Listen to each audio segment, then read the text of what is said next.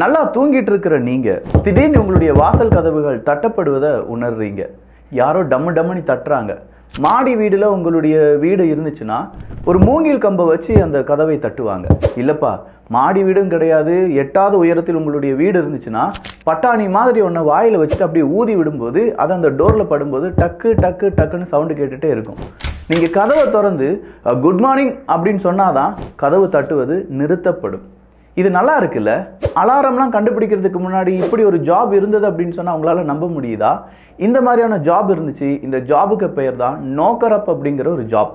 இந்த நோக்கரப் அப்படிங்கிறது job 1920களில் Britain, Ireland போன்ற நாடுகளில் இருந்துச்சு. இதை செய்யறதுக்காகவே தனியாக மனிதர்களுக்கு மாத சம்பளம் அப்படிங்கிறது கொடுக்கப்படுமா. ஏன்னா வேலைக்கு கரெக்டாக போகணும், வேலைக்கு கொஞ்சம் டிலே ஆனாலும் அவங்க அந்த மாத சம்பளத்திலிருந்து கம்மி பண்ணிடுவாங்க அப்படிங்கிற நபர்கள் இந்த நாக்கரப் ஜாப்ல இருக்கக்கூடிய நபர்களிடம் உனக்கு இவ்வளோ சம்பளம் தரேன், காலையில் வந்து நீ எழுப்பி விட்டுரு அப்படின்னு சொல்லுவாங்களாம். இவங்களும் காலையில் போய் எழுப்பி விடுறதா இவங்களுடைய வேலை. ஆனால் இப்படி எழுப்பி விடக்கூடிய நபர்கள் சப்போஸ் தூங்கிட்டாங்க அப்படின்னா அதற்கும் இவங்களுக்கும் மாத சம்பளத்திலிருந்து பிடிமானம் அப்படிங்கிறது இருக்கும் என்கிற தகவலும் இருந்தது. 1920லேருந்து ரொம்ப பெரிய அளவில் இந்த நாக்கரப் ஜாபுக்கு தேவைகள் அதிகமாக இருந்தது. ஆனால் 1950களில் அலாரம் கிளாக்ஸ் அப்படிங்கிறதெல்லாம் கண்டுபிடிக்கிறாங்க. என்னைக்கு அலாரம் கிளாக்ஸ்லாம் கண்டுபிடிக்கிறாங்களோ அன்னைக்கு இந்த நாக்கரப் அப்படிங்கிற இந்த ஜாப் அப்படிங்கிறது கொஞ்சம் கொஞ்சமாக ஃபேட் ஆகி இப்போ யாருமே அந்த ஜாப்ல இல்லை என்பதும் குறிப்பிடத்தக்கது.